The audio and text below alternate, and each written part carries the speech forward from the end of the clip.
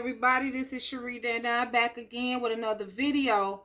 So tonight what I wanted to talk about is this whole idea of how boys will be boys and how we socialize boys and girls differently in the world, especially in America. Look at what's going on with Bro.Polite, right? And I use the term brother very loosely now, because he's definitely not any of our brothers. Being accused of raping a 14-year-old girl. He's not our damn brother. He never was our brother. Unbeknownst to us. He never was our brother. So I want to get in tonight, you know, how we always say boys will be boys. Boys are allowed to run wild, run the streets, have sex with any and everybody they want to. But girls, oh no. If you do that as a girl, then you're a slut. You're a whore. So I remember being 12 years old. And one of the first life lessons my grandmother wanted to give me was, and mind you, my grandmother was born in 1919. One of the first lessons my grandmother wanted to give me was that my brother, who was 4 years younger than me, he could lay out in the street. He could do whatever he wanted to do. He could stay out all night and drink, roll in the mud, you know, sleep outside. And then she said, and then he could get up, come in the house in the morning, take a shower, and he still would be Mr. So-and-so, right? But if I did the same thing, I would be a whore. I would not be respected. Why are men given a pass? Why are males given a pass in society to just do whatever the hell they want to do? But everything about a woman always comes back to our sexuality or promiscuity or lack thereof, right? If you want to insult a woman, what is the first thing you say? She's a whore. She's a thought. That hoe over there. She's a slut. She's a tramp. She's a bad wench. A bitch. It usually always comes back to something to do with sex with us. But it never comes back to do with sex with guys. Because boys will be boys. Right? In the good old boys club. See, we think that red pill and blue pill and the manosphere is different, right? From the men in the conscious community. No, they're not. No, they're not. They all support each other. They all have the same doctrine. If you listen to Kevin Samuels, you can listen to any Nation of Islam. You can listen to any Hebrew Israelite. You can listen to any Moor. It's the same dogma.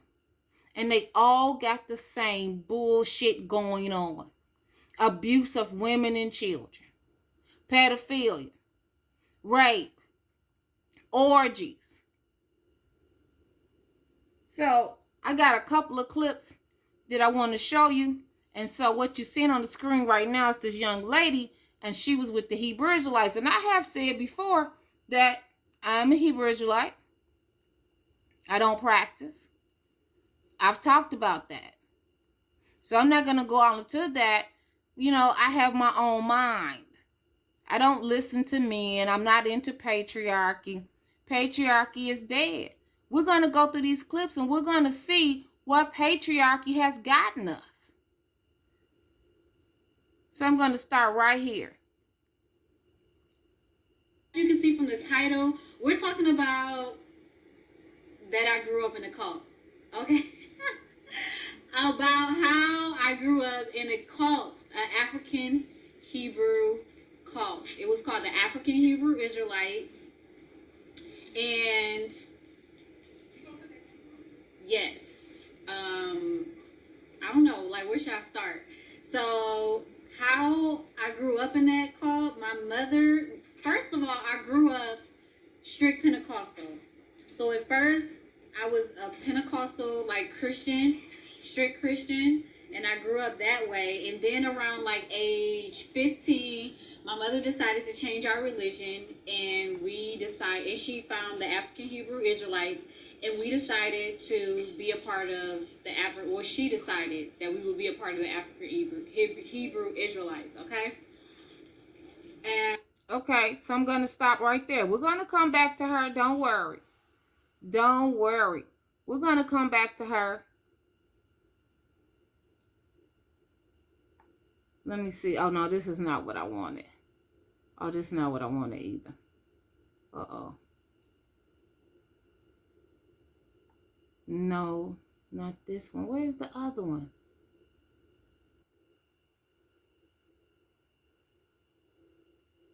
This one. Here we go. So you heard the young lady say she was in a cult called the African Hebrew Israelites. And so for those of you that's not familiar with them, their leader was a guy named Ben Ami. And Ben Ami lived in Chicago, Illinois. Now, I'm from Chicago. So I have fellowshipped with his organization. So before I go there, let me show you. So this is a picture of Ben Ami. And this is what Wikipedia has to say about Ben Ami.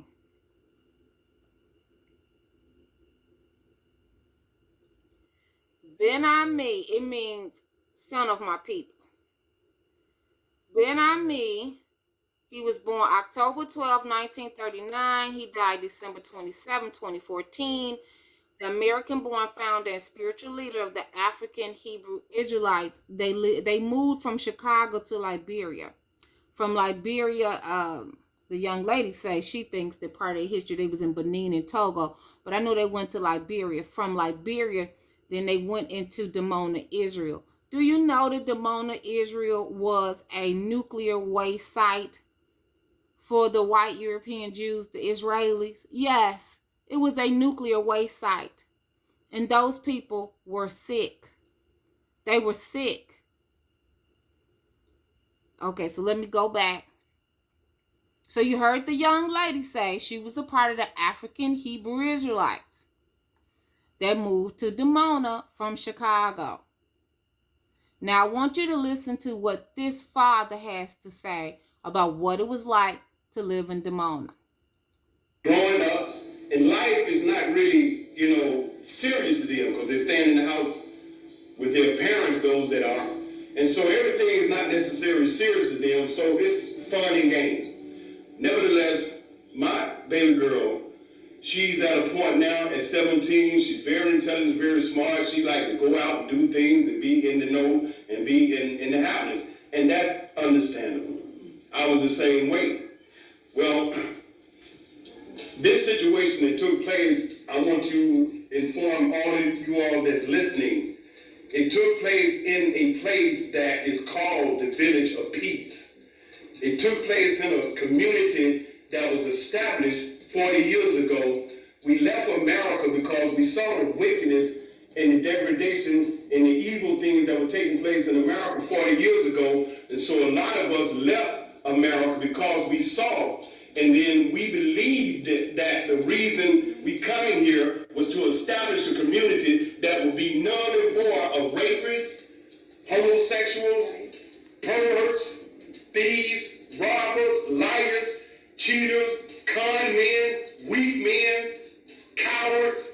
We came here to establish a community that was void of those people because we wanted to live according to the instructions and the spirit of the God of Israel. We went into those scriptures in the English Bible, and then we went into the Hebrew Bible, and we saw this is the life that we want to live. And this is the land that we believe that we can establish that type of life. So we came here for that reason.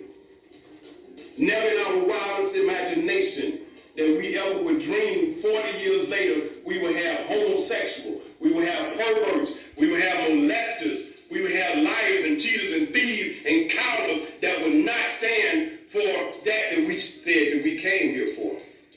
And so what I want to share with you. So do you hear this father saying that they had molesters in Israel? Yes, yes. Molesters. That's why this factors into what's going on with Polite. They have molesters in Dimona, Israel. Oh, yes. I know about the stories about the children that was molested. The guy tells you he's into polygamy, right? And you listen. The black American woman is wicked. And she has fallen from God, the Most High. And let's look at Genesis. Jacob had more than one wife. Abraham had more than one wife. Okay. All right. He had more than one wife. So I'm going to have more than one wife too. And this is how it's done. The woman chooses the next wife, not the man. The man don't choose. The woman chooses. You know what was going on in Israel, what goes on with Hebrew Israelites, period. First of all, they don't legally marry you, okay? So you have no safety net if this relationship doesn't work out right. You're not getting any spousal support. You can get that up. You can get that out your mind. I ain't telling you now. You can get that out your head.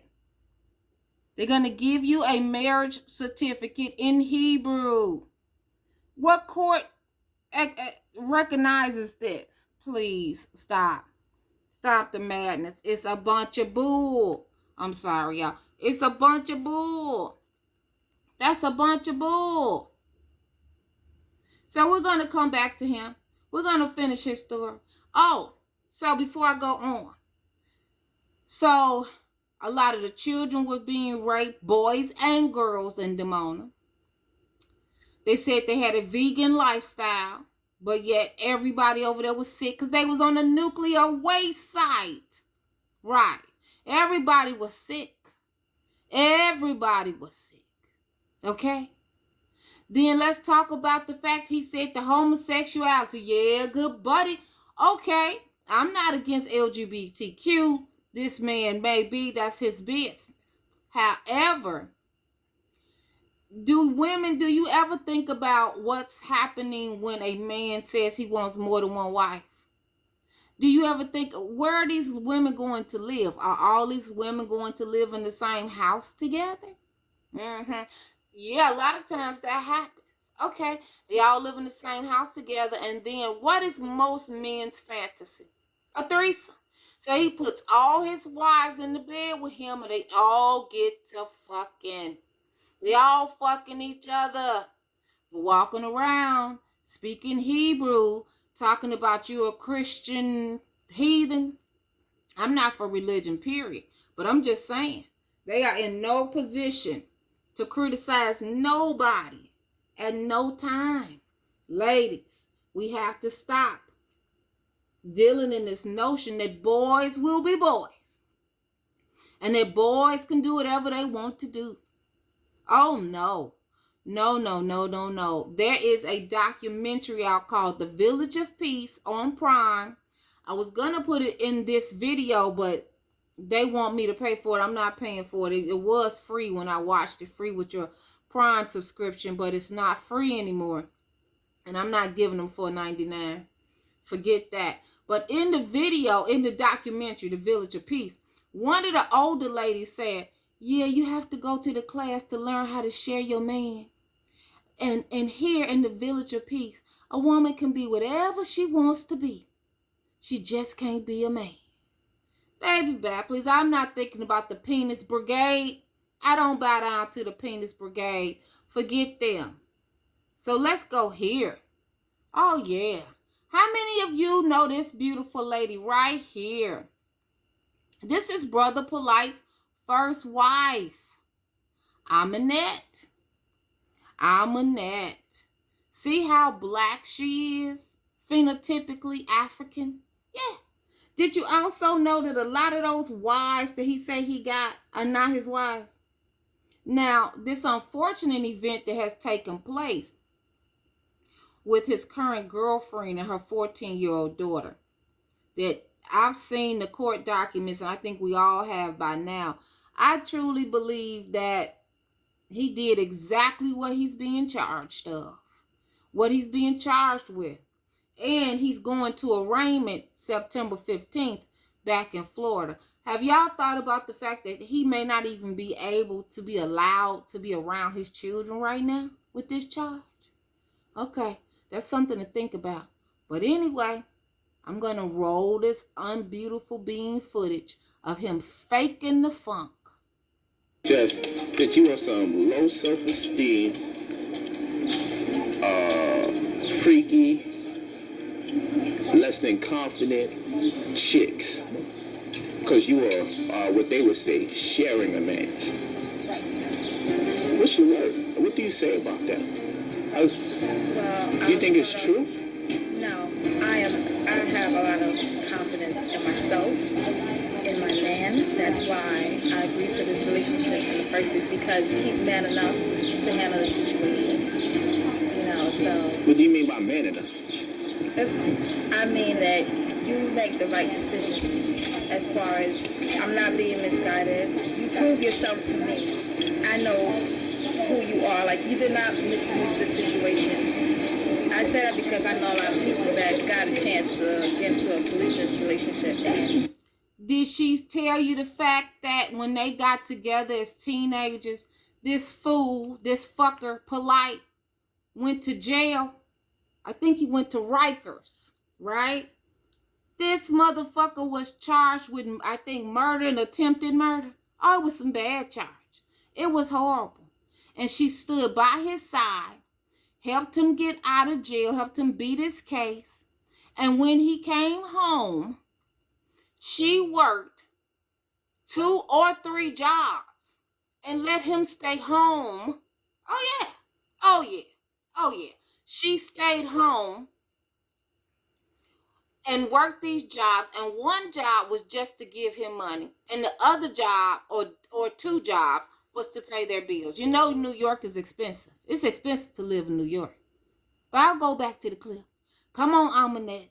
Tell your bullshit, because I wonder how you feel about his ass. Now, black women, we got to stop. Look at this. Look at this dusty motherfucker Polite, and look at what this sister put up with. Oh, yeah. And did you know that his little daughter, the one he has with her, Mayat, that she ran away from home about 2 years ago? What was going on with that?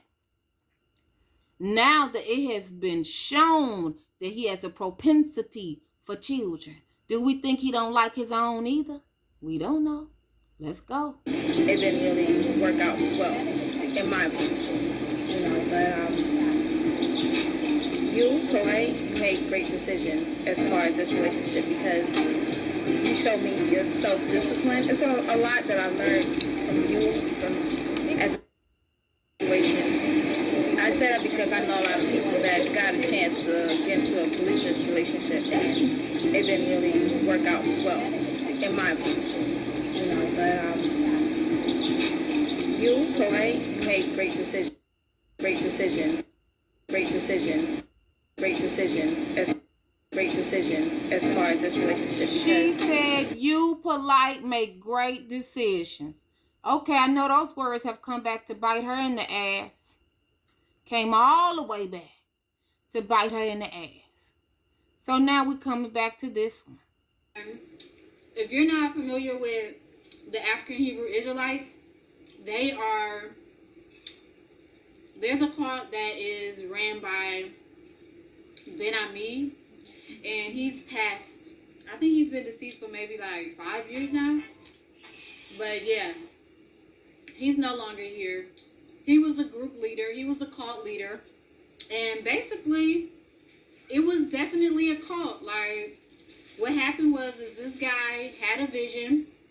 Ben Ami had a vision that he was the Messiah, and he was about to save all the black diaspora, the black people, and move everybody to Israel, okay? I'm talking about the state of Israel, the Middle East.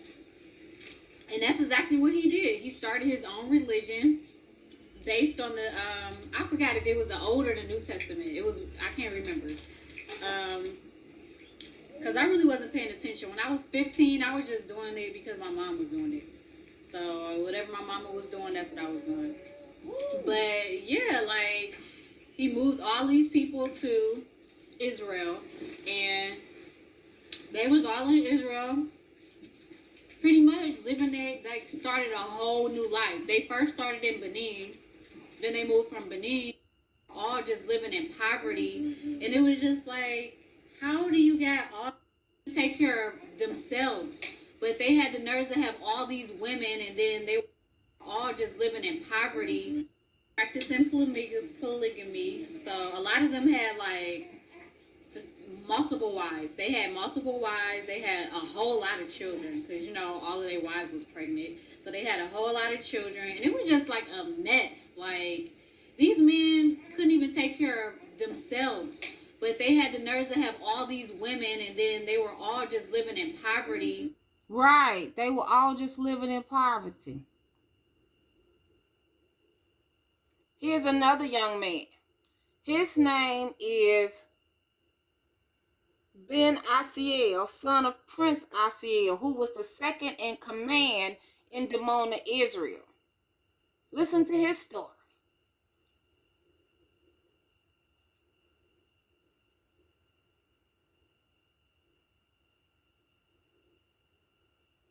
Or maybe we won't be listening to his story. Look like my Wi-Fi is acting up.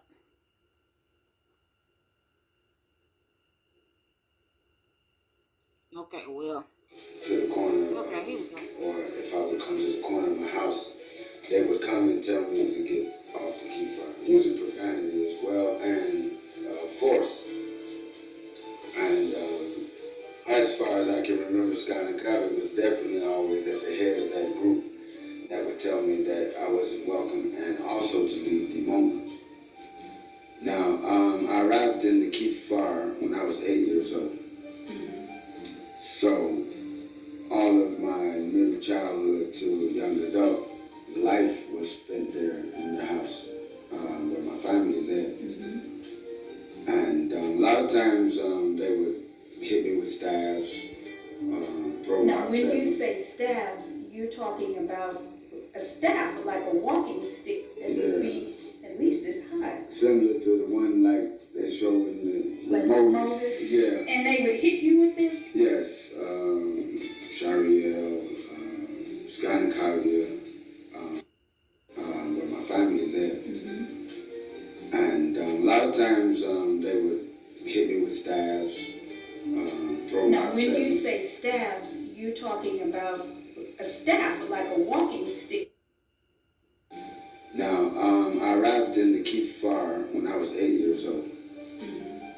So, all of my middle childhood to young adult life was spent there in the house where my family lived. And a lot of times they would hit me with staffs. They would beat the kids. Now, when you say staffs, you're talking about a staff, like a walking stick that would be at least this high. Similar to the one like they show in the Like Moses? Yeah. And they would hit you with this? Yes. Shariel, Scott and Kavia. Now, these are names of the brothers that were Security captains. in the community. Yeah. There's a couple of other brothers I can't remember their names. Some of them left the nation now. But all of those who were on security, and they would create a scenario that Ben Asiel was coming to kidnap children.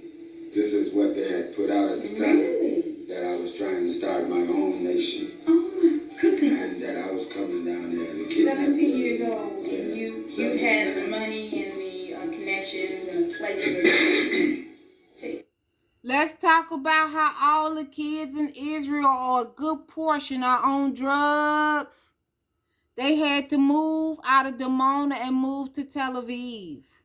Let's talk about how they own drugs, selling drugs. Let's talk about the passport scams that went on.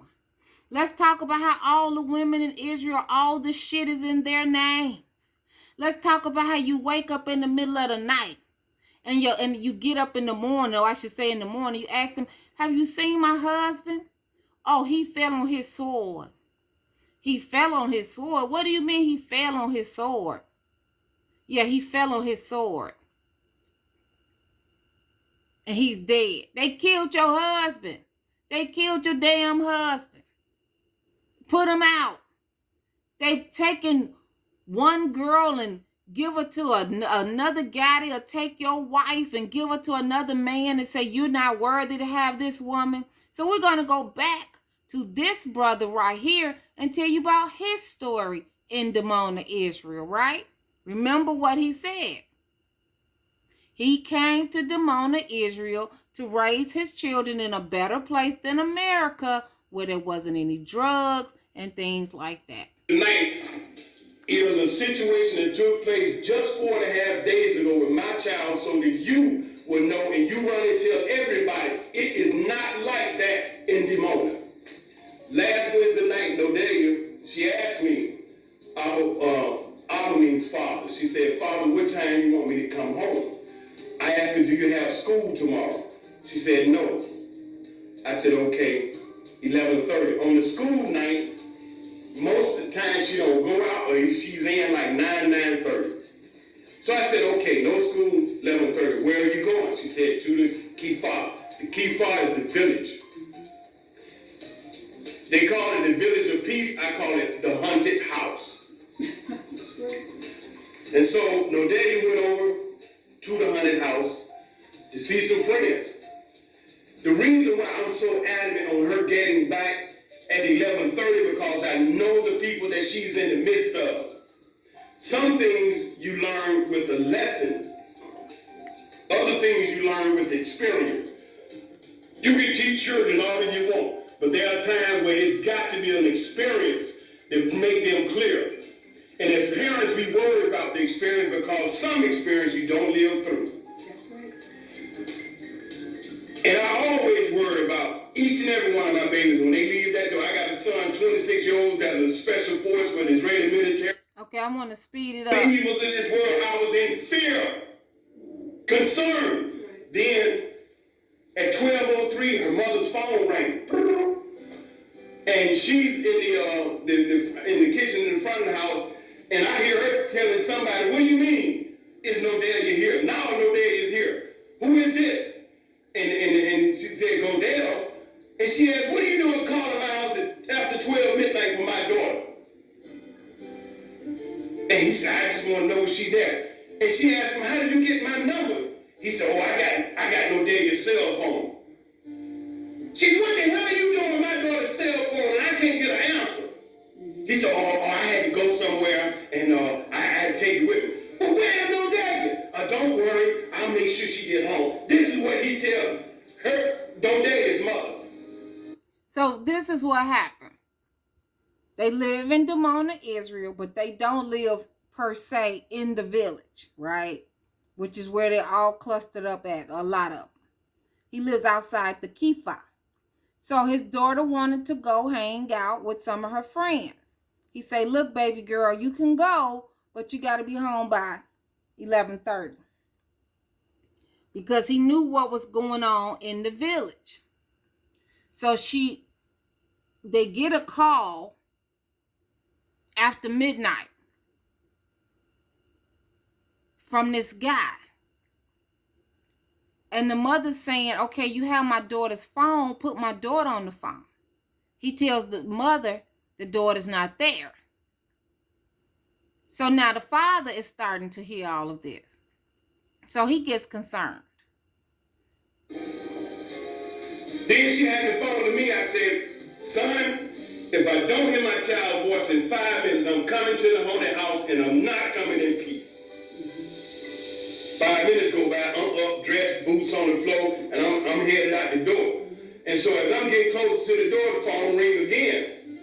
And it's another young girl that is a friend of the family, and she calls and says, Doda means aunt. She said, Auntie, Nodelia's here in my house, and she sleep. Now I'm like, what do you mean sleep? She said, she in the bed sleep. Go wake her up. Wake her up, tell her, I said, get her butt home yesterday. And so the daughter, she came back about 2 minutes. She said, daughter, I can't wake her up.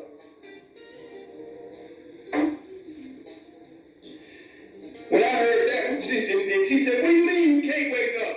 I was running out the door. Because then you have to look at the chain of events.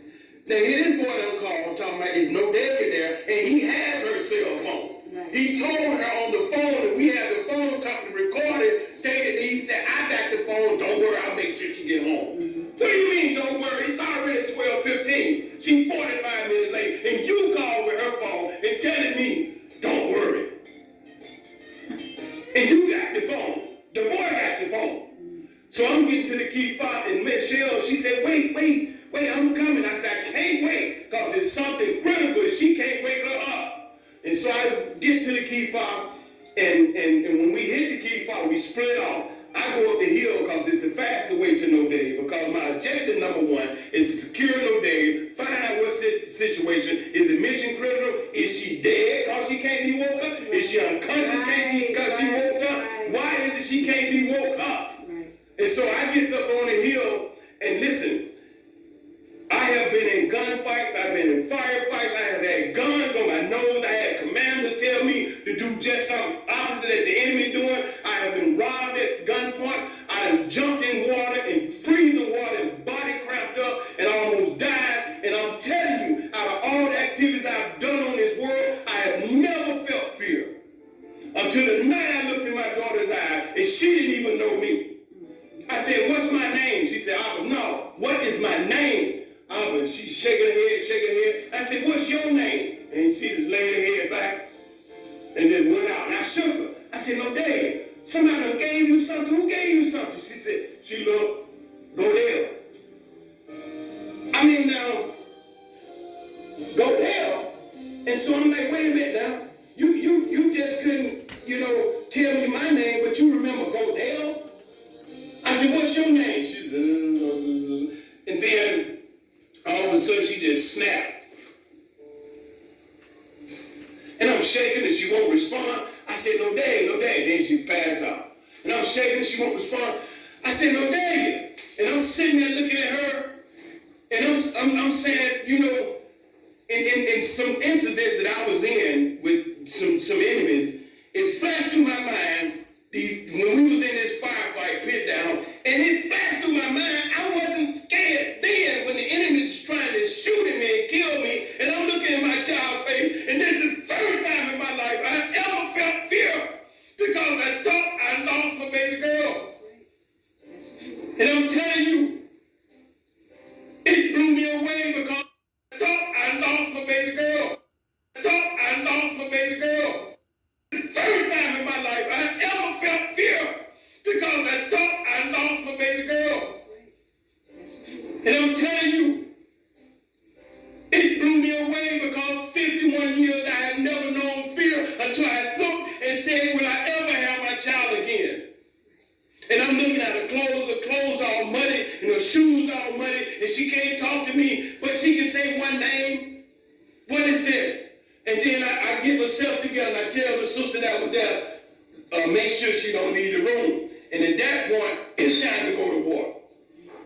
Now the boy done called me, say he got a phone, won't tell me where she at. Don't worry, I'll make sure she get home. And he got a cell phone. Why you got my child's cell phone? So now you hear what happened amongst the Hebrew Israelites in Dimona. So the girl was found up on the hill in muddy clothes, muddy shoes. He's got some strange dude has got her cell phone. Some Hebrew dude, right, has got her cell phone. And she doesn't remember her father's name. She was drugged. She was drugged. She was drugged, right? Amongst the righteous people. Because remember, Ben-Ami had a vision. And I hate to see this father cry. That was so sad. But I wanted y'all to see that. To see that. To see him cry. Wow. So we're going to move on to the next one. Boys will be boys, right? We just letting these black men run amok. We better get a hold to them. Here come a fan favorite, Umar Johnson. I'm starting a school. I'm a child psychologist. I got all kind of PPDs and DDDs DDTs and DDTs and probably some STDs too. I'm going to save black boys. The Frederick Douglass Marcus Garvey Academy. If the school not open because black people ain't open to school. The school not open because you haven't given me enough donations. The electrical is not fixed because black people ain't came and fixed the electrical. This bitch boy think that we supposed to pay for all of his dreams, visions, and endeavors. He's a fool. Let's roll this next piece of, what do I even call it? Deplorable bean footage. Sex gets entered into the equation too soon. Men and women are having sex too soon. Oh, I'm sorry, I didn't tell you. Do y'all remember back in the day when Umar Johnson was caught with what was called then the conscious stripper? Right. Yes. Do you also remember that Umar Johnson has 2 kids by 2 different women? Yes. And they both got his ass on child support. You paying for this fucking school. You paying this motherfucking gorilla ass looking motherfucker's child support, okay? The motherfucker been evicted. Yeah, and exposed. All of that was on YouTube a few years ago. Now he claims he's coming back to my city. Oh, like we need his ass. Oh, he's the savior to Chicago. He's the savior for all this madness. He's going to open the Ida B. Wells Memorial Academy. Bitch, please. Bitch, please. The conscious stripper. So what happened was he met this woman at, I guess, one of his little seminars, right? She was all head wrapped up. They got to talking, exchanging numbers and stuff. And the next thing you know, they was fucking. And she wanted a relationship and he wouldn't give her one. Okay, y'all can say what you want to say about that. But I'll say this.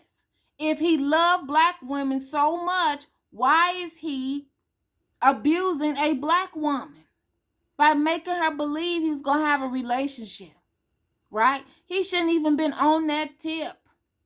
He should, even if she wanted to have sex, he should have said, sister, no. No. I'm not here to abuse you. I'm not here to use you. I'm here to get to know you and see if we can have a family and love you and be your husband, your provider, your protector. That's not what the fuck happened. Let's roll the clip again. People have sex too soon. A lot of times that can set up a mindset of assumption and expectation, which can breed disaster because you're not communicating about that which it is you want. So for example, we had sex, so that automatically makes you my girlfriend. We had sex, so that automatically makes him your boyfriend. No, it doesn't, until you had a communication and discussed the terms of this relationship. There are no terms. But for a lot of people, once they get romantic and intimate, it changes things on the structural side of relationships, even if it wasn't verbally articulated. Once you have sex with someone, most people lose the ability to objectively evaluate whether or not this relationship is in their best interest. Before I laid down with her, I was able to study her. I was able to see her for what she was, what she is. Once I laid down with her, I've had sex. Now there's an intimate relationship there. Whether I want to admit it or not, I can no longer objectively evaluate her because we've now crossed a threshold that was crossed too soon. Same thing for women. And especially... Right, but we didn't see him doing any of that, did we? We didn't see him doing any of that. So let's go back to this young lady and finish her story. Boys will be boys. We're allowing boys to be boys. But black women are thoughts and chicken heads and got pink hair and purple hair and weaves and wigs, right? Baby mamas. And 6 kids by 6 different men. Yeah. Okay. Yeah, some of that's true. What is your culpability in all of this, black man? You seem to be right in the middle of the story. I don't see nobody named Mary where she having a baby without the benefit of a man. See, like you got a lot of madness going on in all of these little groups. Oh, yes, the Manosphere, the Hebrew Israelites, the Moors, the Nation of Islam, they're all the same. Louis Farrakhan said, a nation can't rise any higher than its woman. It looks to me like a nation can't rise any higher than its man. You're supposed to be the provider and protector, right? Oh, but didn't Minister Farrakhan start this stupid shit about 15 years ago? About the black women choosing wrong? Kevin Samuels is just like him. They're all on the same note, is my point to you, ladies. They're all singing the same song in the same choir with the same note. They all singing the same tune. The same tune trying to get up on you. Sorry about that. I hit the wrong button. Now what's wrong? Anyway, just go back. Let's see. Let's try this. Getting on my nerves. Right in the middle of I was having a good rant. Now the computer want to act up. Maybe I could just move it over. Okay, let's try that.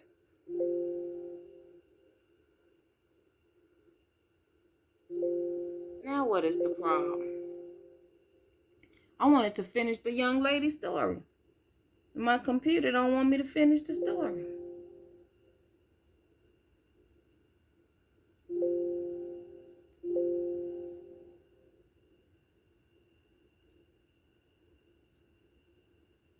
The point is, you see how Umar Johnson sat there and lied?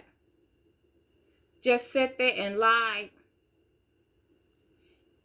He doesn't have sex that soon. Did you see the text messages though? Yeah, we saw him. We all saw him. We all saw him sit up there and lie. Like, please, give me a break.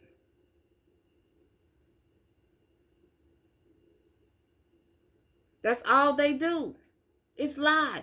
They're all on the same page. Don't think that it's just Bro.Polite. It's not just so-called Bro.Polite. Brother No Light. It's not just Brother No Light. It's all of them. We see Sadnetta has been pulled to task, right? He's been put on the carpet.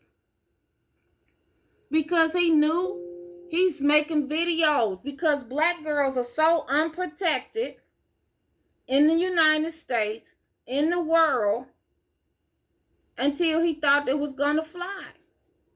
That he could just get online on his platform, talk about the fact that his wife's cousin was the sister to the young lady that Polite started messing around with in 2018, 2017, 2018, when she was 15, 16 years old.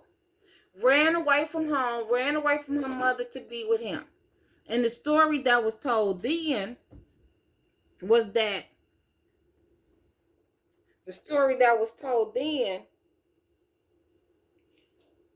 she was the daughter of one of his wives. Well, she wasn't. She wasn't the daughter of one of his wives. I'm sorry, y'all. I had a little few issues with that computer, right? The desktop.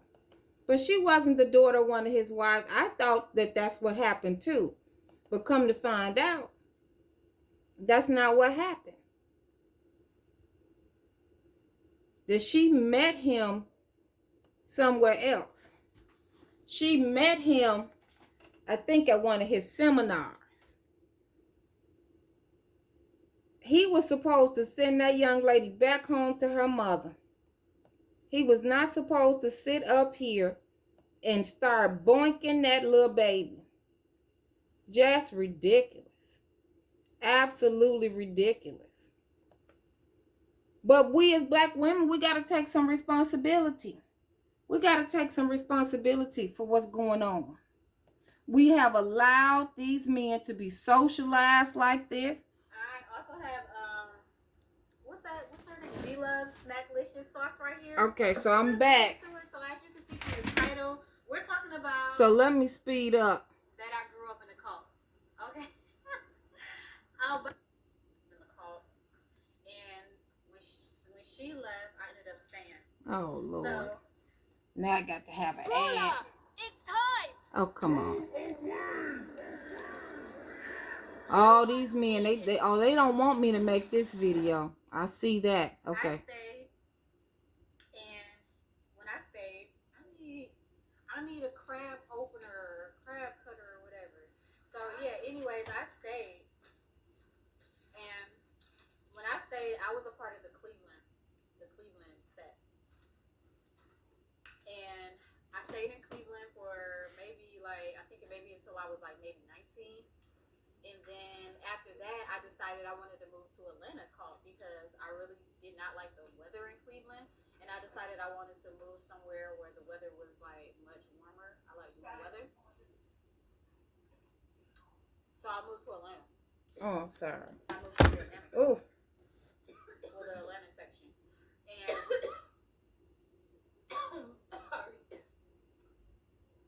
oh, that's all spicy.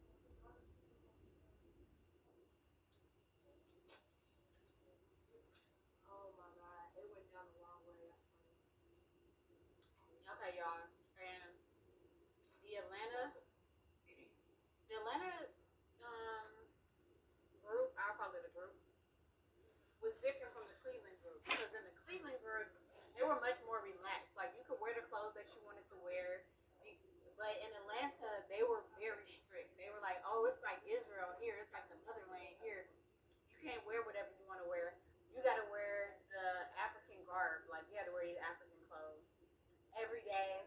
You can't wear street clothes, or they call them Jake clothes. Jake. You couldn't wear Jake clothes, but no. Corn is in my teeth. So yeah, you couldn't wear just whatever clothes they wanted you to wear. But in Cleveland, they weren't really tripping at the job. But I had transferred my job. I was at the time. I was So like, listen to this. and Chipotle was like, yeah, we'll transfer your job. So I was like, okay, cool. So they said you have 90 days to report and get transferred in. Find a location to get transferred in. So the first 30 days that I moved there, the call had me working in their daycare. They have a daycare called Genesis or something. It's in the West End, in Atlanta, in the West End. So is that too much information? Anyway, so yeah, so I worked at their daycare, and in their daycare, I was working there from like sun up to sundown. Like daycares are open from like 6:30 to 6:30. I was working there from 6:30 to 6:30 for a whole month. Then you know, at the end of the month, they gave me a paycheck, and the paycheck was like they paid me in cash, and the cash was like 200. It was less than $200. And I was like, what is this? Where's my money? Y'all are playing with me. Where's my money? Ma'am, where's my money? Sir, where's my money? Run me my money. Y'all, I ran out of storage, but I'm back. But, yeah, so I got my paycheck, or what they thought was a paycheck. And it was like, where's the rest of my money? So I asked them. They was like, oh, you know what? You got to pay for housing. We got to pay for food. They never even fed me. I'm like, food? Housing, I share a room with somebody. How much does this room cost that I'm sharing with somebody, and that I'm also living with like 6 other people? Then they was like nation dues, so you got to pay to be a part of the cult or whatever. They was like, yeah, we got to take care of Ben Ami, the cult leader, or the cult founder, or the Messiah is what he called himself. Like that's some real narcissistic stuff. Like the Messiah, like you tried it, but yeah, like they was like, you got to pay for that. I was like, no. I said, okay, y'all got it. You got it this time. So I didn't show up to work for like the next 2 weeks. They was like, where are you? What are you doing? Why aren't you showing up for work? Y'all want to know what I did? I went right on to Chipotle and got my job. I was like, hi, I'm here. I transferred from Cleveland, and I started working at Chipotle. And I had been working at Chipotle, and they were like, oh, you know, they came and confronted me. It was like, what are you doing? Did anybody tell you that you can go get a job outside of the nation? And does that place sell meat? Because if they sell meat, you can't work somewhere that sells meat. And I was just like, I don't care what they selling, as long as they paying me for the hours that I work at the end of the day. Okay. So long story short, they were like, okay, you can work there, but you still gotta work for us. And the crazy thing about it is like it's people that's really brainwashed that's in that nation that's working there, wasting years of their life, working for them for free. And nothing like this anywhere. Well, I guess not for free. Working for them so that they can live inside of this house. And they just broke. Like these people, they be complaining that they don't have anything to eat. You know, they're not getting fed or anything. Like they're just being used by these people, and it's just crazy. Like, why are you following these rules and living this lifestyle and with the hopes and promises of having an everlasting life? This man is dead and gone. Like, I wonder how they feel now that the leader is gone when he said that he was going to live forever, because he eats a raw vegan diet and now he's dead and gone. So that was pretty much like, that was like the crazy story that I had. And then on top of that, I told them I wasn't coming in to volunteer either, because that's just not what I'm doing. I'm not coming in to volunteer because I'm tired, because I went to work all day. So I'm not coming in to volunteer. And the sister was like the leader sister of that group, because it's like a brother leader and a sister leader. She asked me, did I want a whooping? And I was like, excuse me? Excuse me, what? Did you just say, do we want to fight? Because it ain't going to be a whooping. It's going to be a fight. But, yeah, she asked me, did I want a whooping? And I was like, girl, bye. Like, you too old, sis. You ain't even got it. Talking about, I used to be in the military. Okay. And I'm a fresh 19. We can get into it. You want to get into it? Because we can. But, yeah. It was just crazy, like. And then I think one time I was getting ready to go to Israel, and I was leaving from Atlanta, and they were trying to put stuff in my luggage. Like, they was like, you got to bring your luggage down to the right, because what are they trying to put in her luggage? Probably some drugs, so she can get busted at customs with those drugs. And I know where all the bones are buried. Oh yeah. Like, you're not about to check my luggage. And they told me I wasn't grown. See? But I was not grown until they told me I was grown. Right. That's how it go. Now, how many people are familiar with this dude right here, named Tazariak from ISUPK, the home of the truth? Yeah, he's been accused too. It's something about on Sanetta's platform again. There's something about a girl that's about 15 years old. Here we go again. Sanetta knows.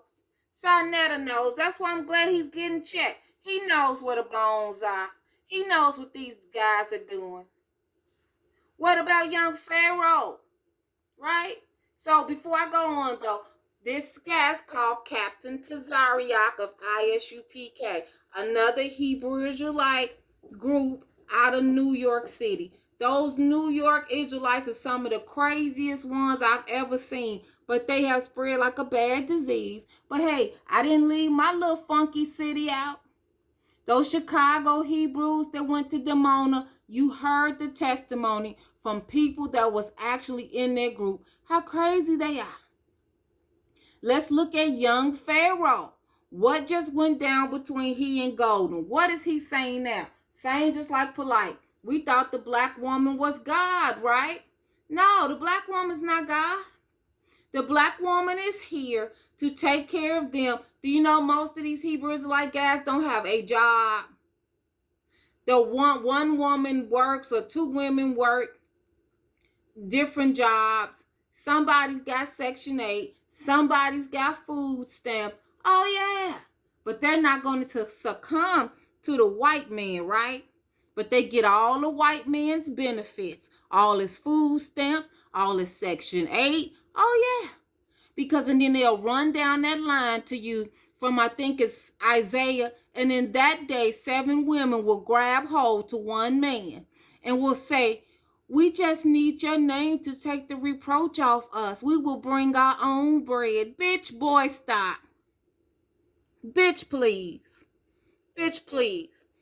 Dressed in pajamas looking like Power Rangers with WWE belts. Stop. Stop.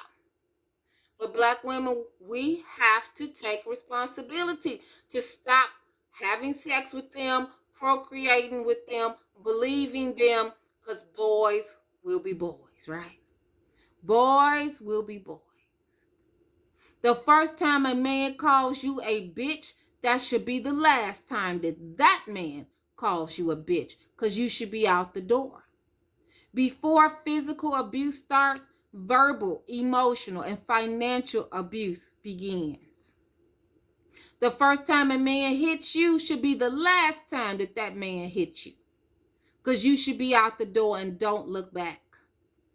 All of these dudes have been accused and got shady past and shady dealings going on. Don't think that it's just the manosphere, red pill, blue pill. As you see, it is the conscious community. It's young Pharaoh. It's Tazaria. Oh, one of his wives, she went on Polite's platform about what? I don't know, 8 years ago. She went on Polite's platform to talk about how his ass wasn't working. Tazaria, this man right here. His ass wasn't working. He didn't want his child coming to the temple because she was disabled. Oh, it's crazy. They didn't want his child that was disabled to have a child with one of the other brothers or sisters' kids or whatever, because she was going to give them her bad genes. Yes. They went without food. Oh, yeah. I've had Hebrew brothers hit me up in my inbox. Oh, sister, I'm hungry. Can you cash out me some money? Back in the day, I used to do it. I used to do it like a fool. Yeah. Black male worshiping culture. Yeah. Listening to all the black men's plights. Trying to be there for all black people. Where did they get me? Nowhere. But boys will be boys. Boys will be boys. We let them do whatever they want. But look at Polite. I think we've woken up now. I think we woke. I think we awake. We see now. Oh no. We'll divest out. We'll stay alone. We'll just be happy. We will not be used anymore. We have to stop taking on this narrative that black women are so ratchet and ghetto and fat and this and loud. Well, you know what? I'd rather be fat, loud, and ratchet than to be a pedophile, targeting children, trying to have sex with a child. I would rather have a pink hair, purple hair, a weave, a wig, than sitting up saying one thing and being a total hypocrite. Scamming people out of money, beating women up, young Pharaoh. And I'm so sure a lot of these Hebrews have knocked somebody's teeth out. They was killing women.